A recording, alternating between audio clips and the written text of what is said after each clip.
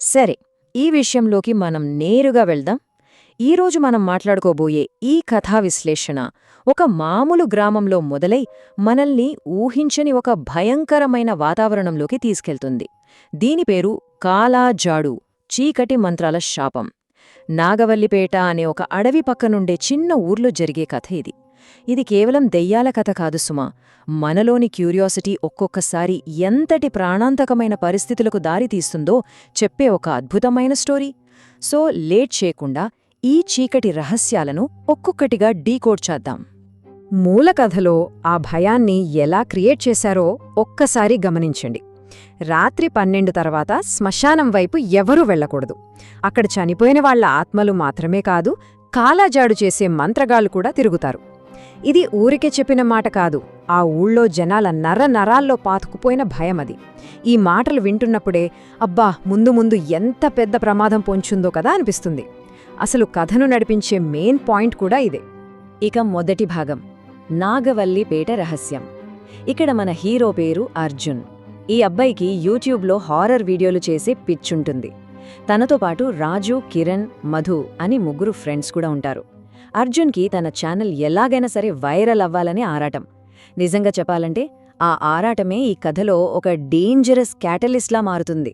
ఒక ముసలివాడు చెప్పిన పాత తాంత్రికుడి కథ విన్న వెంటనే వీళ్లకి భయం వెయ్యాల్సింది పోయి, అదేరా మన వీడియోకి కరెక్ట్ కంటెంట్ అని ఎగిరి గంతేస్తాడు అర్జున్. ఆ ఒక్క డెసిషన్ వాళ్ల ప్రాణాల మీదకు ఎలా తెచ్చిందో చూస్తే మీకే అర్థమవుతుంది.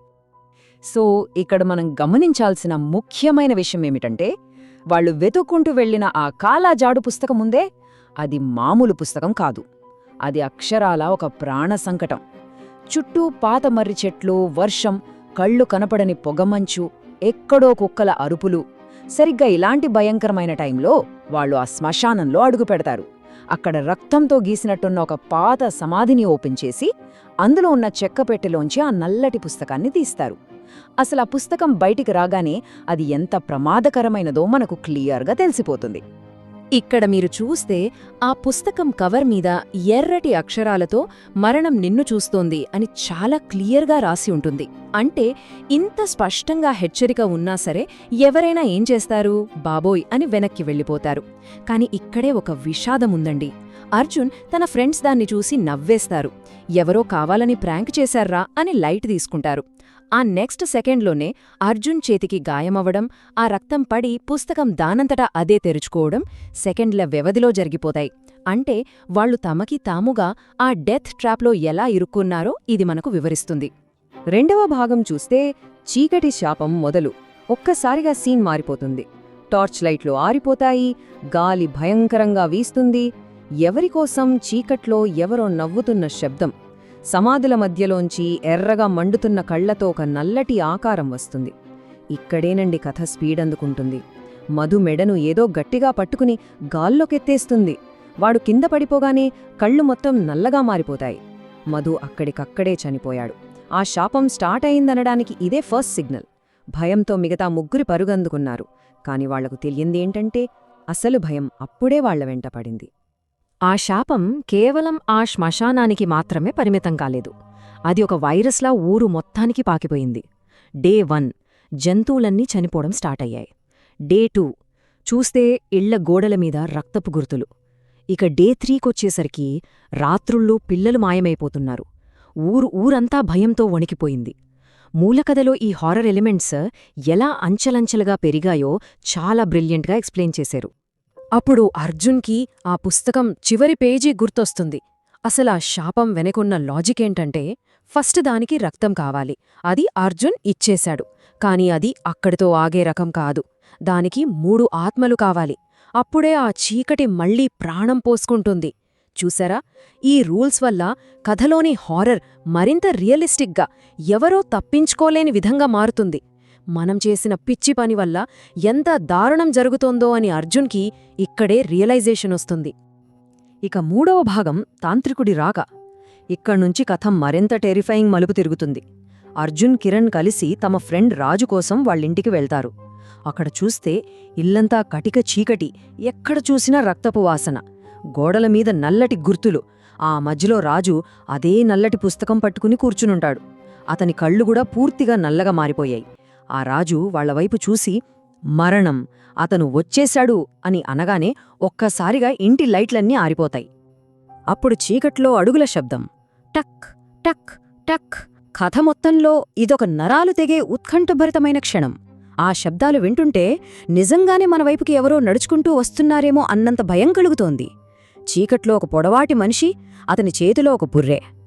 ఇది మూలకథను ఎంత అద్భుతంగా సృష్టించిందో చూస్తే, మొదట ఊళ్ళో వాళ్లు చెప్పుకున్న ఆ పాత నమ్మకం ఇప్పుడు సాక్షాత్తు కళ్ల ముందు నిజమై నిలబడింది.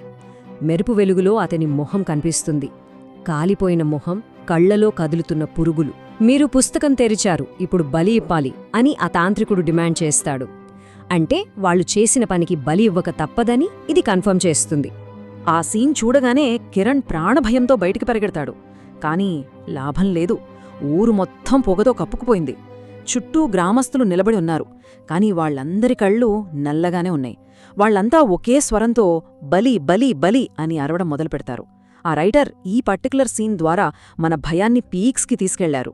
ఆ అరుపులు, ఆ వాతావరణం నిజంగా మనల్ని ఉక్కిరిబిక్కిరి చేస్తాయి. 4వ భాగం, శ్మశానంలో పోరాటం. పరుగెత్తుకుంటూ వెళ్లిన కిరణ్ ఒక పాత గుడి దగ్గర పడిపోతాడు. అక్కడున్న వృద్ధ పూజారితో విషయం చెప్తాడు. ఆ కాలాజాడు పుస్తకం తెరిచారని విన్న వెంటనే ఆ పూజారి, అయితే మీలో ఒకరు చనిపోకపోతే ఆ ఆత్మ వెళ్లదు బాబూ అని తేల్చి చెబుతాడు. అదే టైంలో అర్జున్ తనింట్లో ఒంటరిగా ఆ రాత్రి రికార్డ్ చేసిన ఫుటేజ్ చూస్తుంటాడు. అందులో వాళ్ల వెనుక ఎప్పటినుంచో ఒక నల్లటి ఆకారం నిలబడి ఉన్నట్లు గమనిస్తాడు. అది బయటలేదు, కేవలం కెమెరాలో మాత్రమే కనిపిస్తోంది. అది నెమ్మదిగా స్క్రీన్ నుంచి బయటకొచ్చి అర్జున్ గొంతు పట్టుకుంటుంది. కరెక్ట్గా అప్పుడే పూజారి, కిరణ్ అక్కడికొచ్చి పవిత్ర జలంతో దాన్ని ఆపుతారు. ఇప్పుడు ఆ పుస్తకాన్ని నాశనం చేయడానికి వాళ్ళు మళ్లీ అదే శ్మశానానికి వెళ్లాలి.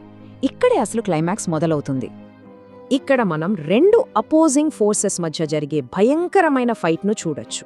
లెఫ్ట్ సైడ్ చూస్తే రాజు కంట్రోల్లో ఉన్న ఆ చీకటి శక్తి, వందల కొవ్వొత్తులు, సమాధుల నుంచి పైకి లేస్తున్న శవాలు, ఎర్రగా మండుతున్న కళ్ళున్న ఒక మేకతల రాక్షసుడు.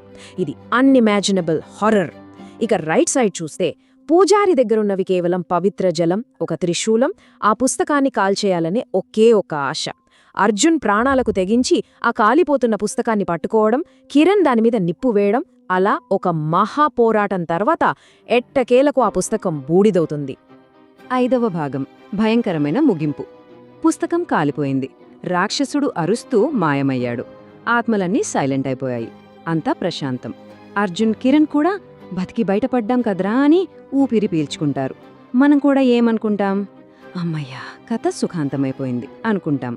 కానీ నిజమైన భయం కథ ముగిసాక వచ్చే ఈ ఎపిలోగ్లోనే దాగి ఉంది. కొన్ని రోజుల తరువాత అర్జున్ తన ఎడిటింగ్ రూంలో కెమెరా ఫుటేజ్ని ఎడిట్ చేస్తుంటాడు. వీడియో చివర్లో సడన్గా ఒక ఫ్రేమ్, ఒక నల్లటి చేయి కెమెరా వెనక నుంచి బయటకొస్తోంది. స్క్రీన్ మీద నేను ఇంకా ఇక్కడే ఉన్నాను అని రాసి ఉంది. అంతే. ఆ రాత్రి అర్జున్ ఇంట్లోంచి భయంకరమైన అరుపులు. తెల్లారి చూస్తే అర్జున్ లేడు. కేవలం ఆ కెమెరా మాత్రమే కింద పడి ఉంది. అది ఇంకా రికార్డ్ చేస్తూనే ఉంది. వాళ్ల ఆ పుస్తకాన్ని కాల్చినా ఆ చీకటి శక్తి ఏమాత్రం అంతం కాలేదని ఈ ట్విస్ట్ మన మైండ్ బ్లాక్ చేస్తుంది. ఈ సోర్స్ మెటీరియల్లో రైటర్ చేసిన ఒక ఎక్సలెంట్ ప్రయోగం ఇక్కడుంది. ఆ వీడియోలో కనిపించిన నల్లటి ఆకారం నెమ్మదిగా కెమెరా దగ్గరికి వచ్చి, ఈ వీడియో చూసిన తర్వాత నువ్వే తర్వాటి బలి అని అంటుంది. దీనే 4th వాల్ బ్రేక్ అంటారు. అంటే ఇందాకటిదాకా ఇది ఎక్కడో జరుగుతున్న కథ కదా అని మనం రిలాక్స్డ్గా వింటున్నాం కదా, ఆ ఒక్క డైలాగ్తో ఆ శాపాన్ని డైరెక్ట్గా మన మీదికి మళ్లించేస్తుంది. కేవలం చూస్తున్న ఆడియన్స్ని కూడా నెక్స్ట్ విక్టిమ్స్గా మార్చేయడం నిజంగా మైండ్ బ్లోయింగ్. ఫైనల్గా చూస్తే కాలాజాడు అనేది ఒక వస్తువు కాదు, అదొక అంతు చిక్కని అంధకారం. మనకి ఆఖరిగా మిగిలిపోయే ఒక భయంకరమైన ప్రశ్న, ఆ కెమెరాలో రికార్డైన ఆకారం ఎవరిని చూస్తోందో ఆ తర్వాతి బలి ఎవరో? బహుశా ఆ సమాధానం మీ వెనకే ఉందేమో. చూసుకోండి. ఇలాంటి ఒక ఉత్కంఠభరితమైన కథా విశ్లేషణ మీకు కొత్త ఎక్స్పీరియన్స్ ఇచ్చిందని అనుకుంటున్నాం. ఇలాంటి ఇంకొన్ని ఇంట్రెస్టింగ్ అండ్ థ్రిల్లింగ్ అంశాలతో మళ్ళీ కలుద్దాం. అప్పటివరకు కొంచెం జాగ్రత్త సుమా.